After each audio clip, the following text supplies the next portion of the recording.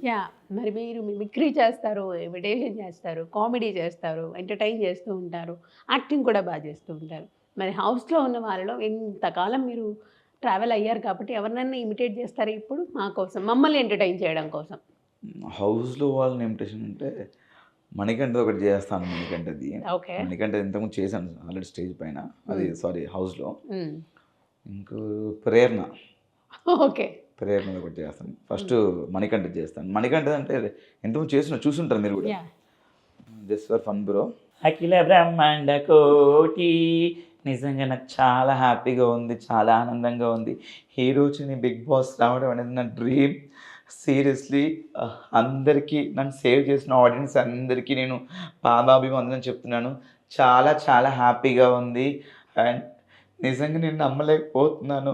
ఈరోజు ఇంత హ్యాపీగా ఉన్నా అంటే కారణం బిగ్ బాస్ అండ్ ఆడియన్స్. మీ అందరిని ఎలా థ్యాంక్స్ చెప్పాలో తెలియట్లేదు. అఖిల బ్రహ్మాండ కోటి అంతే. Just for fun. కాదు. మీరు ఎలా అండి ఇలా పరకాయ ప్రవేశం అంటే అంటారు బేసిక్‌గా మనుషుల్ని ఎక్కువ అబ్జర్వ్ చేస్తుంటానండి. అవునా? ఎక్కువ మనుషుల్ని అబ్జర్వ్ చేసుకొని లైక్ పెక్యులర్‌గా ఉండే అంటే అబ్జర్వ్ మాక్సిమం అంటే ఎక్కువ ట్రావెల్ అయితేనే వాళ్ళని తీసుకుంటారా? లేకపోతే లేదండి. ఒక అబ్ ఒక గంట సేపు కూర్చున్నా వచ్చేస్తది. వాళ్ళతోని అవునా? కూర్చున్నా. 1 అవర్ కూర్చున్నా నేను చేయగలుగుతాను. ఓకే. వెంటనే క్యాచ్ చేస్తాను అట్లా.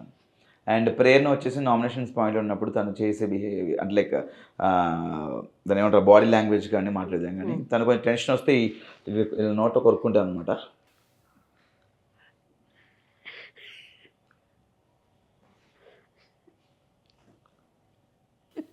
హ్మ్. ఆ! విను ఫస్ట్ నేను చెప్పేది విను. అన్నం తిను. ఫస్ట్ అన్నం తిను.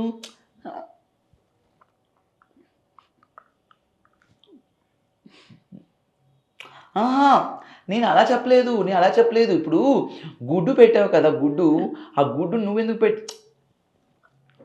విను. అరే విను. ఫస్ట్ నేను చెప్పేది విను. అంతే అండి. గౌతమ్‌తో ఒక కాన్వర్జేషన్ అయ్యింది కదా! వాళ్ళిద్దరికీ. అదే సిగ్గు లేకుండా అంటే ఏం ఆ! సిగ్గు లేక సీతాఫలం. అది కొంచెం చేస్తారా? అది పర్టిక్యులర్ నాకంత ఐడియా లేదు. హ్మ్. హ్మ్.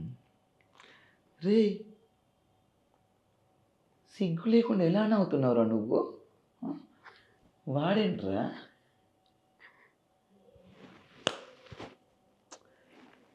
రేయ్! సిగ్గు లేకుండా ఎలా నవ్వుతున్నావురా? ఆ!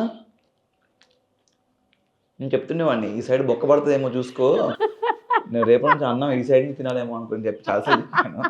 నాకు ఇంకోటి కూడా ఎక్కడ నవ్వొచ్చిందంటే మీరు ఇలాంటి అందమైన అమ్మాయి పుట్టాలి. ఆహా! హ్మ్. ఇలా ఆ! అదొక రోజు సరదాగా ఫ్లోలో చేసాం. అమ్మాయి అంటే పుడితే ఇలాంటి అమ్మాయే పుట్టా. అమ్మో! ఎట్టకూడదండి. ఎంత క్యూట్‌గా ఉంటది. ఒక్కలా ఉండదు అన్నట్టు సరదాగా. కానీ ఎంత ఫన్ క్రియేట్ అయింది తెలుసా? హ్మ్. అంటే నాగార్జున గారితో పాటు మేము చూసామనమాట. అవునా? ఆ! ఓకే. నాగార్జున గారు నేను సరదాగా చేసా. అది వస్తదని అనుకోలేదు యాక్చువల్లీ. ఆయన చూసారది. చూసి నవ్వుతూ నవ్వుకున్నాడా ఆయన? ఫుల్లు మేము కూడా హ్మ్. నవ్వామనమాట. ఓహో! ఇంత కామెడీ చేస్తూ ఉన్నారు, ఇంత ఎంటర్‌టైన్ చేస్తూ ఉన్నారు. ఎక్కడ స్కోప్ దొరికితే అక్కడ మీరు అంతే ఎప్పుడు అండి. ఇప్పుడు ఎంటర్‌టైన్ మనల్ని చేస్తూనే వైల్డ్ ఉన్నారు. కార్డ్‌గా పంపించినప్పుడు వైల్డ్ కార్డ్‌గా ఉన్నప్పుడు లోపలికెళ్ళినప్పుడు మనకు ఒక బాధ్యత లోపలికి పంపించినప్పుడు హ్మ్. దాన్ని మనం సక్రమంగా చేయాలి. హ్మ్. మనం ఏదైతే ఇప్పుడు అక్కడ లోటు ఉంది కాబట్టి మనల్ని పంపించారు. హ్మ్. దాన్ని మనం మళ్ళీ దాన్ని ఇంతకు ముందు చూపిస్తే బాగోదు కాబట్టి కొంచెం ఎనర్జీ యాడ్ చేయాలి. ఏదో ఒకటి సిట్యుయేషన్ దొరికినప్పుడే నేను దాన్ని క్యాచ్ చేసుకొని ఏదో ఫన్ చేయాలని చెప్పేసి అనుకున్నాను. సీజన్ 4లో కూడా అందరిని నవ్వించాలి అని యాహ్! చెప్పేసి బిగ్ బాస్ మీకు ఒకటి అవునండి. చెప్పారు. అప్పుడు కూడా అందరిని నవ్వించారు. ఆల్మోస్ట్ అంతే అందరిని అండి. నవ్వించారు. అదే. నాకు అంటే ప్రేక్షకులను నవ్వించే అవకాశం దొరికినప్పుడు దాన్ని 100% నేను యుటిలైజ్ యుటిలైజ్ చేసుకుంటారు. చేసుకుంటాను. హ్మ్. అదొక మంచి అవకాశం అన్నమాట. దీని ద్వారా మనం జనాల దృష్టిలోకెళ్ళిపోతాం. వాళ్ళ దృష్టిలో పడతాము. హ్మ్. వాళ్ళు ఎంజాయ్ చేస్తారు. ఎందుకంటే చాలా స్ట్రెస్‌లో ఉంటారు. అవును. చూస్తుంటే అరే! ఈ క్షణం కనుపుబ్బ నవ్విచ్చార్రా అని చెప్పేసి వాళ్ళ బ్లెస్సింగ్సే నాకు జీవితంలో ముందుకెళ్ళడానికి ఉపయోగపడతాయి అంతే. యెస్.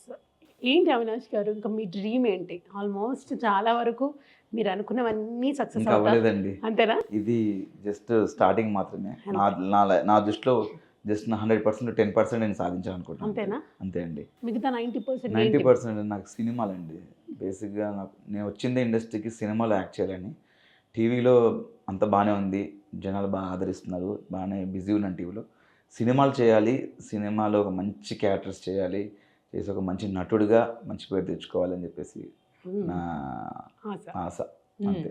కంపల్సరీ నెరవేరుతుందండి.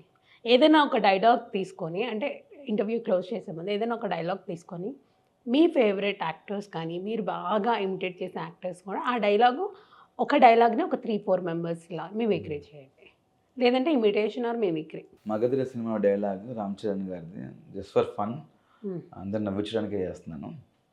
ఒక్కొక్కరిని కాల్ షేర్ కానీ డైలాగ్ని ఫస్ట్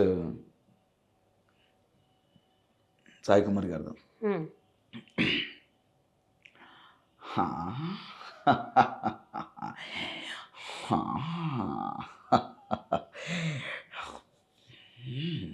రిలాక్స్ రిలాక్స్. ఏ ఒక్కొక్కరిని కాదు షేర్ ఖాన్, 100 మందిని ఒకేసారి రమ్మను. ఫాట్ ఫాట్ అని కొడితే ఏ లబ్బే. Relax relax. ఒక్కొక్కరిని కాదు షేర్ ఖాన్, 100 మందిని ఒకేసారి రమ్మను. లెక్క ఎక్కువైనా పర్వాలేదు, తక్కువ కాకుండా చూసుకో. రిలాక్స్. ఇంత పండ నాకు హౌస్కి వెళ్ళి వచ్చేసరికి అన్నీ మర్చిపోయినానండి కొన్ని డైలాగులు.